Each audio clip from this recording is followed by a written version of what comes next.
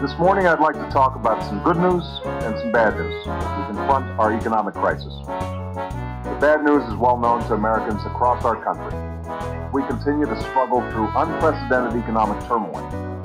Yesterday we learned that our economy shrank by nearly 4% from October through December.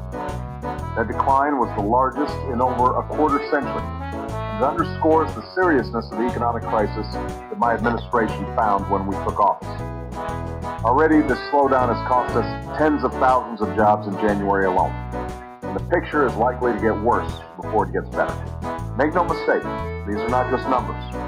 Behind every statistic, there's a story. Many Americans have seen their lives turned upside down. Families have been forced to make painful choices. Parents are struggling to pay the bills, patients can't afford care, students can't keep pace with tuition, and workers don't know whether their retirement will be dignified and secure. The good news is that we are moving forward with a sense of urgency equal to the challenge.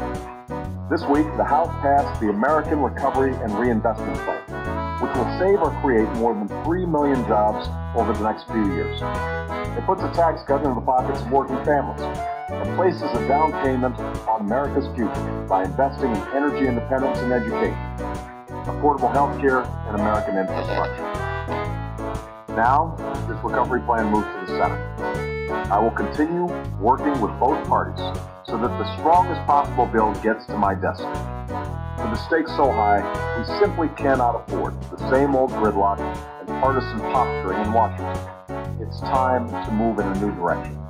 Americans know that our economic recovery will take years, not months.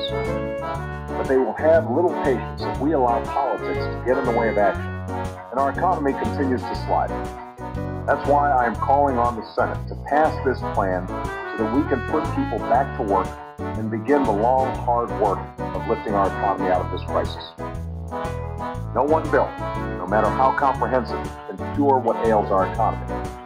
So just as we jumpstart job creation, we must also ensure that markets are stable, credit is flowing, families can stay in their homes.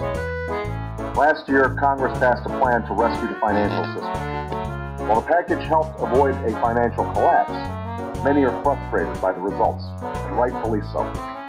Too often, taxpayer dollars have been spent without transparency or accountability. Banks have been extended a hand, but homeowners, students, and small businesses that need loans have been left to fend on their own. And adding to this outrage, we learned this week that even as they petitioned for taxpayer assistance, Wall Street firms shamefully paid out nearly $20 billion in bonuses for 2008. While I'm committed to doing what it takes to maintain the flow of credit, the American people will not excuse or tolerate such arrogance and greed.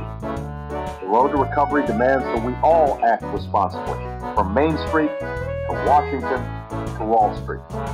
Soon, my Treasury Secretary, Tim Geithner, will announce a new strategy for reviving our financial system that gets credit flowing to businesses and families.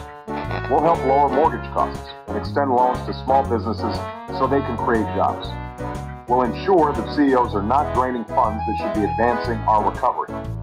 And we will insist on unprecedented transparency, rigorous oversight, and clear accountability, so taxpayers know how their money is being spent and whether it is achieving results. Rarely in history has our country faced economic problems as devastating as this crisis, but the strength of the American people compels us to come together. The road ahead will be long, but I promise you that every day that I go to work in the Oval Office, I carry with me your stories, and my administration is dedicated to alleviating your struggles and advancing your dreams. You are calling for action. Now's the time for those of us in Washington to live up to our responsibilities.